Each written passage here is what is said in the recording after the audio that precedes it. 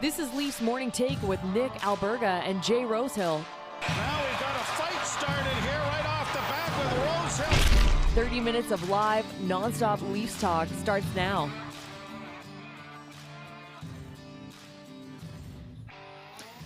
New month, new team.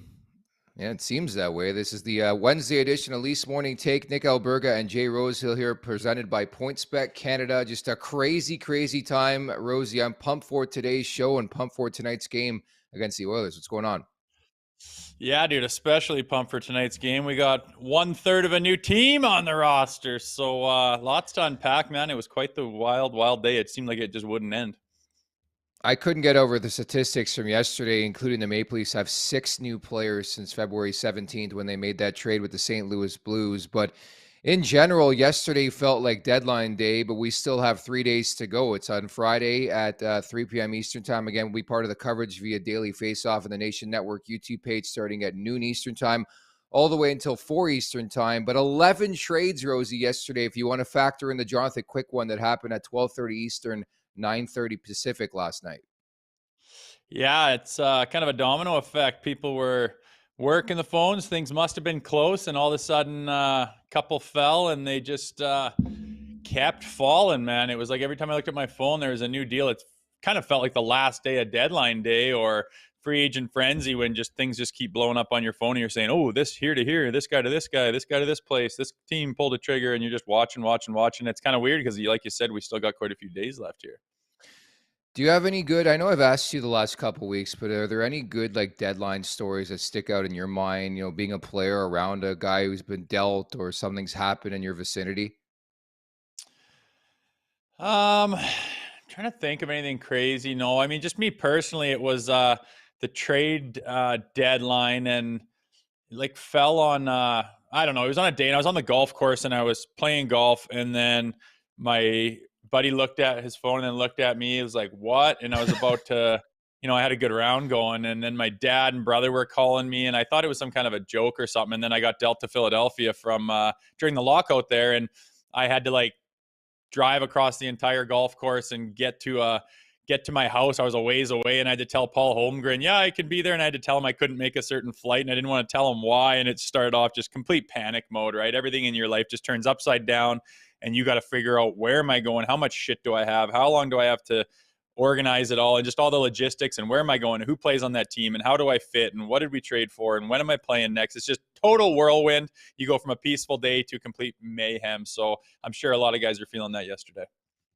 Oh, for sure. And watching even the viz out in, I guess, Seattle, where the Leafs are skating yesterday, and you see the viz of like Pierre Engvall and Nylander saying goodbye to the guys, and obviously Rasmus Sandin. It really humanizes the situation where it's like 1 second you're a Maple Leaf, 2 minutes later, in Engvall's case, you're a member of the New York Islanders, or, in Sandin's case, you're now with the Washington Capitals. And it's like, boom, you move on with life, and it's like nothing happened in Toronto.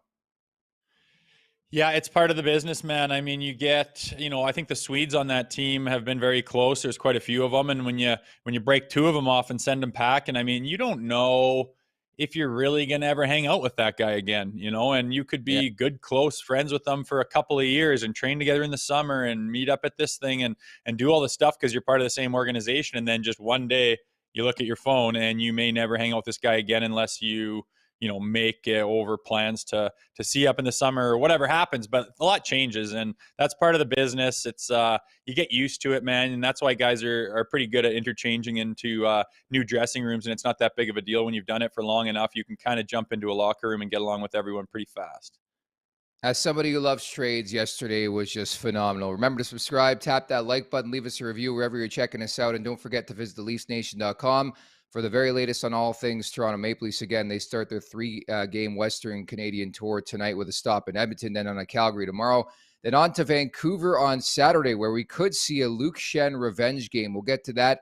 Also, we're in the process of migrating over to our very own YouTube page. You see on your screen right there, courtesy producer Alex, at the Leafs Nation 401, at the Leafs Nation 401. And if you were subscribed, we actually put out an instant reaction piece yesterday following the first of 3 trades. It was evergreen information for about 5 minutes until the next trade went down. The dominoes started to fall left and right. We couldn't, quite frankly, keep up. But so be it. in the YouTube world. Thoughts, comments, questions, or concerns, drop us a line in the chat down below here on YouTube. But for now, we're going to get over the boards. All right, Rosie, let's go in chronological order. Yeah, easy for me to say, but just a crazy Tuesday afternoon. It started at 3:52 Eastern time. Out of nowhere, I think we were both taking naps at the time. Rasmus Sandin gets dealt to the Washington Capitals for Eric Gustafsson, who's having a pretty good offensive season, and Boston's first-round pick that was involved in the Orlov trade. By the way, Orlov goes off, got 2 goals last night. He has 4 points in the last 2 games here with the Bees. Yeah. So after that, the dust settles for about 50 minutes. Yours truly and I, Rosie and I do a podcast. We're feeling good about life. And then 4:46 Eastern time, the other domino, Pierre Engvall gets traded to the New York Islanders for a 2024 third-round pick, but they're not done there. A minute later, as you've been speculating for the better part of like 4 months, Toronto acquires Luke Schenn 2.0 here. Again, he's coming back for a 2023 third-round pick, and 3 trades in less than an hour, Rosie. Your breakdown. Yeah, I mean, it was clear to me then when that Engvall trade went down that obviously they freed up that space for a reason, and it just seemed like something else was coming. So once that hit the phone, you realized that there was more coming and you were paying more attention. But yeah, I wasn't, I mean, why would we expect or not expect things to happen? We're not really in the war room there breaking it down with Dubas, but obviously he had some things in place and was close to pulling the trigger. And, you know, once everything was in line, he just started pulling the trigger and the dominoes fell. And it was interesting, man. I mean, every time I saw what had happened, it had made sense to me. I understood why. It's what we've been talking about for quite a while. And it wasn't anything out of the blue, except for maybe Sandin being part of a trade. But, you know, when we bring in 3 defensemen, you know, someone's got to kind of move out with some value. So everything that fell in place was pretty interesting, man. And I look at it as a whole because I think they're all kind of connected on trying to fill the holes that we've been talking about in the roster and get over the hump of their lackluster performance in the playoffs. And I can't help but look and say, this all makes sense to me. I would do all of these things if they were available to me as well. And you just can't argue with it. And now the only thing left to do is see how these guys gel together and put some points on the board, see what it looks like. It really is crazy when you look at your screen right now and you see the guys who have been in and out even in the last 2 weeks, dating back to February 17th, again, when they pull off that massive trade with St. Louis. But to me, this just screams they're not done just yet. I don't know if it's going to be a Justin Hall leaving or maybe that first-round pick is in play. But at this point, if you're all in, you're all in. And last time I checked, they have 9 NHL defensemen on their roster right now, which leads me to believe maybe they're not finished. And I think they still have an asset, a big-time asset, in a first-round pick. So, you know, with that in mind, Rosie, what else is out there in your opinion, or what do you think they can, you know, upgrade in right now? Is it goaltending? Is it the back end? Would you love another forward maybe?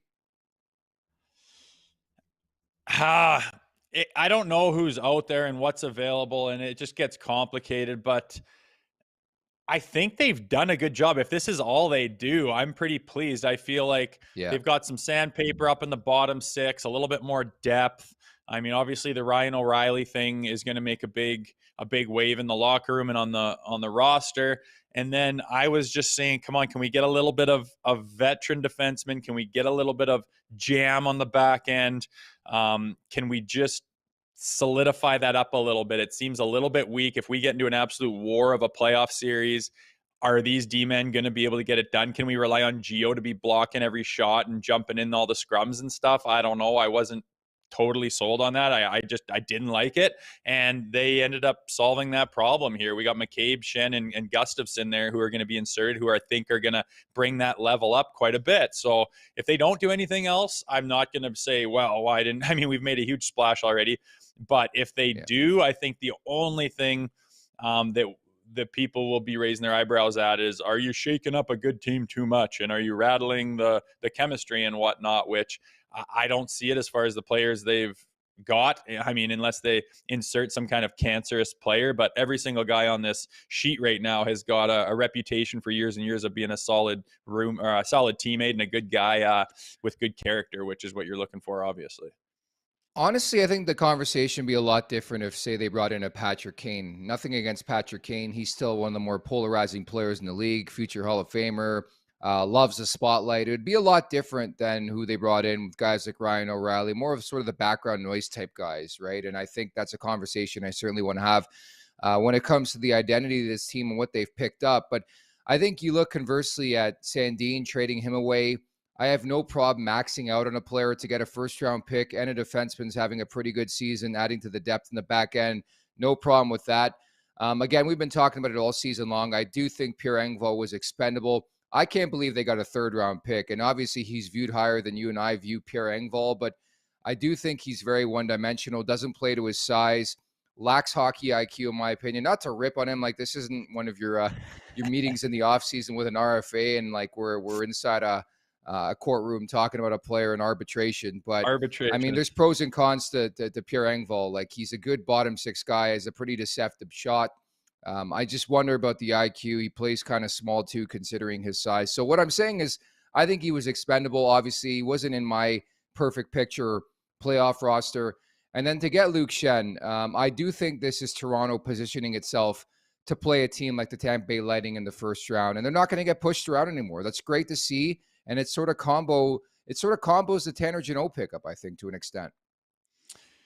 Yeah, I think so. I mean, a guy like Luke Schenn's going to go out there and he's going to bang the body and finish his hits. And he's a good puck mover, kill penalties, block shots. He loves to finish his checks and play that style. And he knows what it takes to win. He's won 2 Stanley Cups and gone deep in several playoff runs. So he knows what it looks like. But the other thing is like that makes everyone else better. That makes everyone else bigger. And it's contagious when, especially in the playoffs, when, you're absolutely jacked up. Energy's so high. You're running adrenaline. The crowd's going absolutely bananas. It's a completely different feel in the playoffs. And you got Schenner out there banging guys. And if anyone wants to get in anyone's face, they can get in scrums and stuff. And all of a sudden, everyone else is playing a little bit bigger. And I don't mind getting rid of Pierre Engvall because I think he could play with Macho Man Randy Savage and his heartbeat wouldn't go up too much. He just doesn't have it. He just does. It's just not a part of the game. I think that his mind even goes to anything physical or aggressive. And he's shown that time and time again. And, you're pulling him out of the lineup and moving him around the lines. And you'd think you get a little wake up call of, maybe I can do some other things that this team needs. And he just refused to. So, you know what? Down the road you go. We need a guy that is willing to do that, and you weren't willing. So I have no problem with it. And right now you look at those back end players, and it's just hard to think that Justin Holl is still pegged in there, like you said, 9 NHL defensemen. Be interesting to see what the lineup is like here and how the week shakes out, because putting him in any kind of a strong role right now with the personnel that we have, I just don't see how you could justify it. And we've been kind of baffled all year long on how this guy just is cemented into the lineup, which I don't think he brings a whole lot. And again, a guy that could be a lot more physical and bang and have that presence like Luke Schenn, and just kind of doesn't even have any interest in doing so. So suffice it is to say, Rosie and I both agree we're very happy with the moves. And if this is it, very, very good moving forward with this team as you get set for the Stanley Cup playoffs and the stretch drive to the Stanley Cup playoffs. So all season long, Rosie, we've checked in to talk about the identity of this team. If you do recall, in October, I was like, who the fuck are these guys? It was a train wreck. But the conversation has changed quite a bit. Off the bat, and you sort of touched on it, 6 new players on the roster since February 17th. How concerned are you with the chem of this team moving forward? You love that chemistry conversation. I normally do, and I don't think this is going to throw off the chemistry in the locker room. I don't think you brought in anyone that's going to step on anyone's toes, besides maybe a Ryan O'Reilly. But even him, I mean, he's not threatening really anybody. He might bump someone down the depth chart, but guys are used to doing that all year with the way Keefe runs things. And he's just such a solid team guy. We've touched on that many times. He's not going to ruffle any feathers and upset the chem. And then the guys on the back end are, they're just adding to the team. I think everyone in that locker room knows what's lacking in their losses this year and what makes them, a little bit hesitant to call themselves the best team in the league. And you're trying to fill those holes. And I think they did. So it shouldn't mess up any of the chemistry as far as locker room. Now, as far as on ice, it's yet to be seen. That's kind of a finicky thing. You never really know. I mean, especially going back to the pre-salary cap days when you could just throw money at a team. You can buy the best players and just make an all-star type team. It doesn't mean they're going to win the Stanley Cup, and it never ever did mean that. And that's to speak of the chemistry on the ice. So it's yet to be seen, which is why I can't wait for the games here this week and see what it's looking like and see how much jam they have. They're not going to be at home. They're not going to have their crowd behind them, but it'll be interesting to see. Again, there's no answer for that until we see it. The proof's in the pudding. And is this a playoff winning team? It looks like it, but we're not able to put the stamp on it until they prove that. And they have dropped the ball time and time again, and it is an obvious hump they need to get over, and they are doing everything they bloody well can to do so. And there's no reason to think they won't this year. You got to have faith that they will, because the past is the past. It doesn't even exist. You can just look at this piece of paper and say this team should get to the second round and should beat the Tampa Bay Lightning. What do you mean they won't have their crowd? As somebody who played for the Leafs, Alberta is going to be filled with Leafs fans. Vancouver coming up on Saturday. I joked a couple weeks back the KeyBank Center in Buffalo was like Scotiabank Arena. I wouldn't doubt the crowd to be that animated and that noisy as well, coming up tonight against Edmonton, tomorrow against Calgary, and Saturday against the Vancouver Canucks. The bottom six has been a bone of contention throughout the season for us as well. You talk about identity. I think the bottom six has the identity, and the roster in general, Rosie, has the identity. Top six, you have some skill, you have some sandpaper. The bottom six, you have a bit of skill with guys like Kerfoot, but also, mixing in, Sam Lafferty into the mix there into that conversation, and Noel Achari. Like, I think there's designated roles for these guys now. Yeah, for sure. It's starting to look like the numbers and the names are standing out from teams that you've seen go deep in the playoffs for those reasons that you mentioned. You got a good, healthy balance. You got different layers. There's not gaping holes that can just start to deteriorate a game when a team starts to expose it. And I think this team's identity has been high offense. They can win a game by scoring 4 and 5 goals. It's always kind of been lacking on goaltending. It's been lacking on clutch scoring. It's been lacking on defense. And this year so far, especially now that they've made these moves, I feel like they have addressed those concerns to the best of their possible ability. And they're ready to rock here. They loaded up. And again, the problems they have had, they have answered the fans' cries of, we need to do this and we need to get better at that. And they have gone out there and in a multitude of ways shapened up that roster, and it looks pretty deep and well-rounded is how I would explain their identity right now. And now they got to go put it on the ice and make it come to fruition. It really is great to see, honestly. I think they've addressed some needs on this roster and weren't afraid to make some wholesale changes. Like, say what you want about him, Kyle Dubas isn't afraid to make a move. Now, granted, he hasn't, poked into and tapped into the core guys just yet, but we talked about this yesterday in our bonus hit. This pretty much signifies Kyle Dubas saying, you know what, guys, I've done all I could. The onus is on the players now, Rosie. Make no mistake about it. Management has done everything possible to put them in the best position to win, not only against Tampa, but win the Stanley Cup. The onus is firmly on the players. And if they can't do it, then, Rosie, the next domino to fall will be a big player getting, moved this summer. I think it's the last play here in the Dubas era. Yeah, it's for good reason they haven't touched the core. The core has been fantastic. They're going off each other like crazy. There's chemistry between them. They're finding each other. They can score goals and put up big bunches. And like we've said before, if it's not this group of guys, it's that group of guys that can kind of work together really well. And then there's a bunch of those top guys that are interchangeable with everybody. And it's just that's where the chemistry is. And I think to break that up would be like, whoa, what are you doing here? You don't know if that's going to work, because those high skill, high octane guys very much play off each other and need to know that guy's going to be in the spot and he's going to go to the open ice where, the other guy feels he should be, and you can make those passes and make those plays. And they're working really good off of that. They have no problems with that right now. And to break that up would be a mistake. He hasn't done that. And everything he's brought in has only been, like I say, filling holes, and those aren't going to disrupt the chemistry of the team. It's not going to disrupt the core. It's not going to change the identity. It's just going to round it out a lot better. And so far, there's nothing to argue with what he's done. So I know people are talking about his contract and talking about next year, and does this is he panicking and all that shit? He's just a general manager who's trying to put the best team he can in order to win. And the team is at a high functioning rate right now where they're ready to win and they're peaking. And that now's the time to go all in and see what you can do. And it's regardless of his contract status. I just think people just beat that drum to death. It's got nothing to do with it. He's just a GM trying to win at a time when the team is right up there with the best of the best. I would just say he blows his load now. It'd be crazy if he leaves, right? I mean, they would have pretty much nothing in terms of, picks, but they would have Matthew Nyes. They'd have a couple prospects still in the cupboard. But certainly there's a lot of comparisons being drawn as well to Alex Anthopoulos and the Blue Jays. I think back in 2015, remember that summer where they brought in David Price and they were ready to win. Went substantially far, ultimately losing to the KC Royals. But still, like sometimes you have to go all in. Sometimes it works. Sometimes it doesn't. As I was telling you off air, at the end of the day, there's going to be 31 teams that go home unhappy and don't win the Stanley Cup this season. But sometimes when you feel that strongly about your team, you put them in a position to win. And that's what the Maple Leafs have done right here and now. Speaking of which, again, lost in the shuffle of all this is another showdown with Matthews and McDavid tonight at Rogers Place in Edmonton. The first of two meetings in 13 days, by the way. On March 13th, the Oilers will visit Scotiabank Arena.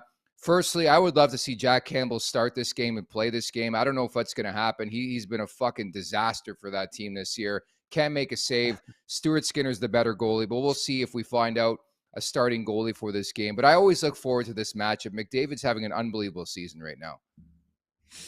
Yeah, he really is. He's doing all the right things, and Austin Matthews isn't quite having it. His season was last year, but you could pick a few guys that McDavid could square off with on this roster right now. Maybe Nylander goes and has himself a monster game, or O'Reilly does something special, or Bunting goes off, or Marner just decides to do Marner things out there. It's a plethora of guys that could step up to the challenge right now, and obviously on their team with Draisaitl and McDavid are going to be the guys to watch for sure. But when you get a bunch of talent together that doesn't see each other very often, it's nice to see how they match up for sure. So I'm excited for tonight.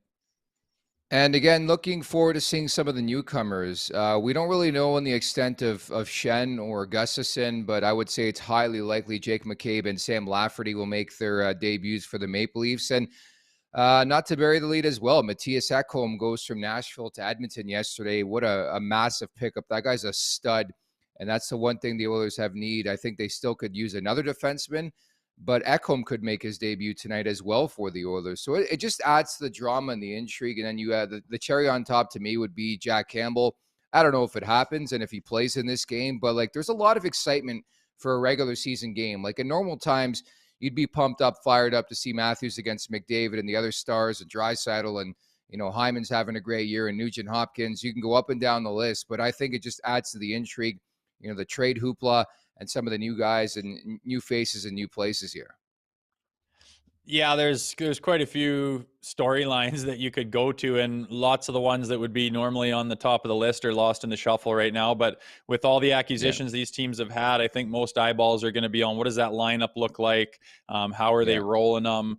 How much, ozone possession, who's getting the shots on net, who starts well and who's clicking right off the bat. And, it'll be interesting to see Ekholm on their back end. I mean, the Oilers fans have been crying for a stud D-man for what seems like years and years and years. And what do they go give Darnell Nurse $9 million or something? And it's just some head shakers for sure. And I know I get to hear the plight of the Oilers all the time with buddies that follow them quite closely. So it'll be interesting to see how he does. We got 6 new guys. I mean, obviously O'Reilly and Acheri have played, but to see how everyone fits together and what that lineup looks like and all these new numbers on the ice will be wicked for us. And then the bonus is we'll get to see what McDavid does and see who steps up to the plate tonight. And should be a good game and lots of interest and eyeballs on it for sure.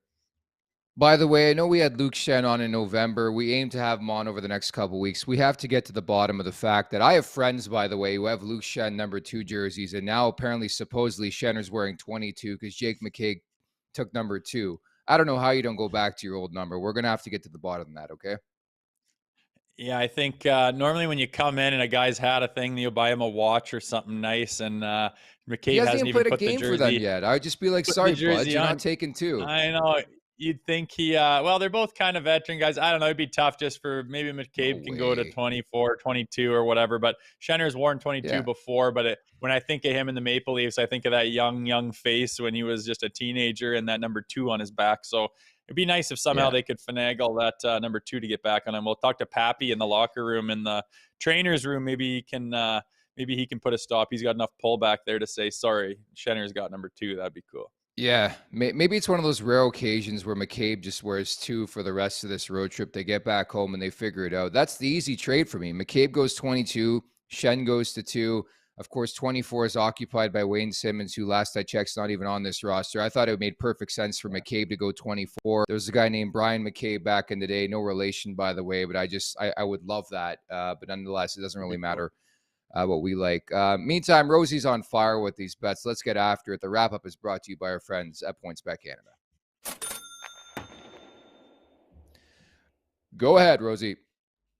Oh, man, I had lots to choose from. I'll tell you personally, I'm taking Johnny T for an assist at 140, Bunting for an assist at plus 230. I'm going to sprinkle the puck line minus 1.5 at plus 200. So if any of this is hitting, it's great. But my bet today is just clean and simple. The Toronto Maple Leafs to win this hockey game. It's at minus 125. They're favored. But, I mean, I just can't think that adding these guys, I think everyone's going to be excited. I think everyone wants to put a good foot forward. They know how much of a splash this made in the league and the fans' eyes and everything else, and they want to start on a good note and not have the world of Toronto kind of start to close in on them if they lose a couple games with this roster, because you know how fast that can happen. I think they're going to throw it all out there and try to have a big game. And just looking at the roster, I just believe they're a better hockey team right now. And if everyone just plays their game, I think they're going to beat the Edmonton Oilers. So my bet is the money line Toronto Maple Leafs tonight minus 125.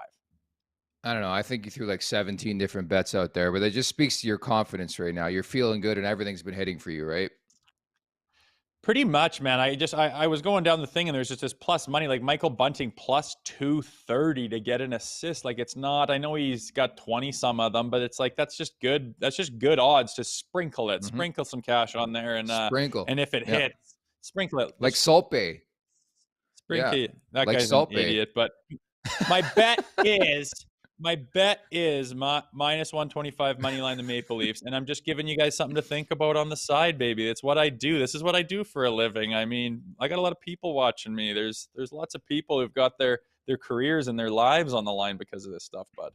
You know, he's a big Salt Bay guy, Frankie Corrado, man. We had him on the show a couple months back, and he was talking about Salt Bay. I know Salt Bay got in trouble over at the World Cup in November. He was getting involved in the conversation, holding the trophy. It's like, bud, you salt steak. That's what you do, and you're famous. He was yanking Messi's shoulder off to get a goddamn selfie with the guy, as if like the most important thing of the moment was his freaking Instagram account, man. He was a complete idiot. I'm glad he got in trouble for it. Dude, it reminded me of that time you and I were at Scotiabank Arena and you just kept wanting pictures with me. I'm like, dude, I'm just here to watch a hockey game and Matt Murray play a hockey game. And Matt Murray didn't play that game because he got hurt. Dude, speaking of pictures at the hockey game, it was like about 20 minutes to get the one you like. We're checking lighting. It was worse than being out with my wife and her girlfriends. Wendell Clark's back there, the Sasky boy, going, holy fuck, the game's changed. I had Tyler Rosehill just taking shots of the kid. Got to up the accounts. You know, we're gaining steam on the Leafs Nation 401. Anyways, we've wasted too much time. We got to get to the chat. It's red hot today. There's an influx of Oilers fans in here too, which is great to see. TML writes in an extension after the playoffs. If Leafs lose in the first round, that should be it for Dubas. Fair enough. Prescott writes in, what a 24 hours indeed. I feel for Quick. Imagine playing what could be our final year, gearing up for a playoff run and ended in Columbus. Rosie, where do you sit in that conversation? I know Jonathan Quick is pissed, but dude, like he's been terrible this year. Like play better. If you want to stand the team, play better. And number two, blame your agent for not having a no trade clause in your contract. Yeah, I mean, a guy of his caliber that's won Stanley Cups and stuff should have, at least some kind of preferential cities and picks and whatnot. Yeah, protect yourself and your family. And for how long you can stay in a city and put your roots in, you'd think that would be something you could easily do. And obviously he didn't. So I don't know. Yeah, play better. There's a thing about like, a guy's pedigree and what has he done in his career, and if you won team Stanley Cups, and that goes a long way. And sometimes you see guys, you could almost say maybe the Chicago Blackhawks are a victim of that right now, where they keep that core together just because of the nostalgia and the fans, and they're still good players, but eventually that's going to come up to bite you. And now Jonathan Quick, it's time for him to move down the road, and you can't keep holding on to him just because he's a good guy or he's done things in his career. It's the game, buddy. You're still in the business, and yeah, you should look after yourself and get a no trade clause if you're that desperate to stay put. Your boy Pringle McDingle, what a handle, writes in, we need Tom Wilson. The third line is still weak. Get rid of Kerfoot. Police, who I believe is an Oilers fan, that third line is not good. Oilers' third line is going to rip up that Leafs third line. Ekholm is going to stop Leafs cycle. Also scary. So Oilers fans are hyped, man. Matthias Ekholm's in the mix now. Yeah, why not? They've been needing that defenseman for quite a while, so I'm sure it'll help. I don't know if it's going to stop the fury on our top six, but I guess we'll see, man. It's a good place to start for the Leafs with this new roster against a team like that. They've got some big time talent, and they've got some big time holes in their locker room and their roster as well. So we'll see if they've punched those holes shut a little bit here with Ekholm. Obviously, he's a big name. The fight's on in the chat, by the way. Pringle, McDingle, and Police pretty much have their mitts off, and they're going at it here, which is great to see. We don't endorse scrapping in the chat, but sometimes fan bases have to go at it a bit. I like it. Brandon writes in, Dubas doesn't deserve an extension yet. We need to get to the finals before they consider even extending Dubas. His original plan of mostly skill has failed. TML to wrap writes, McCabe shouldn't get number 2. But yeah, that's something I've thrown at you the last couple of days. Has Kyle Dubas done enough to warrant getting an extension? And then, same type of conversation as Alex Anthopoulos to a degree. Like, does he want to stay in Toronto? That's the one thing nobody's talking about. Like, yeah, you want to get to the summit, you want to win, but what happens if somebody else out there poses a bigger opportunity for Kyle Dubas or more money? Like, there's just so many different factors that I think you have to weigh both sides of the spectrum. But I do think he's done enough to at least entertain at least a bit of a conversation with the Brain Trust. Say, hey, like, I did this for you guys. Help me out here.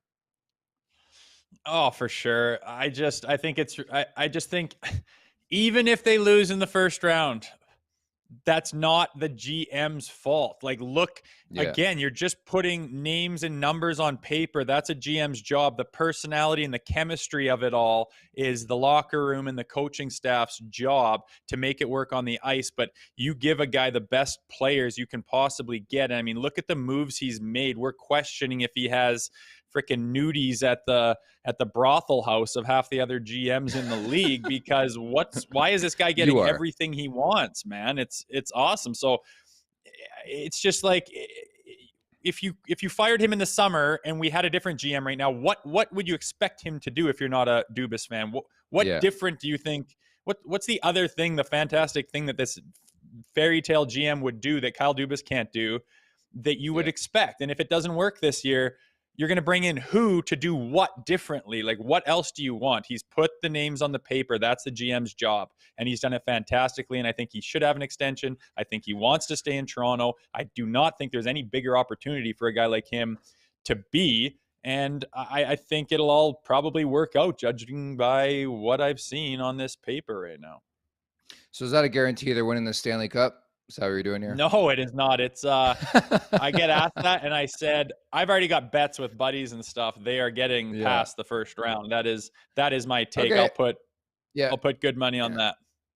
No, are you? Let's do this.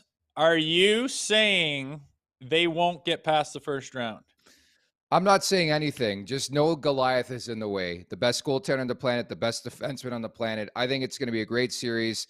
Ultimately, they're going to have to have that fortitude. They're going to have to score that big goal. They're going to have to stop that big goal. And that's always what it comes down to. But that's been the thing missing in this team. So at the very least, Kyle Dubas has given them options here. And it's up to guys and their bottom 6 guys to score that big time goal.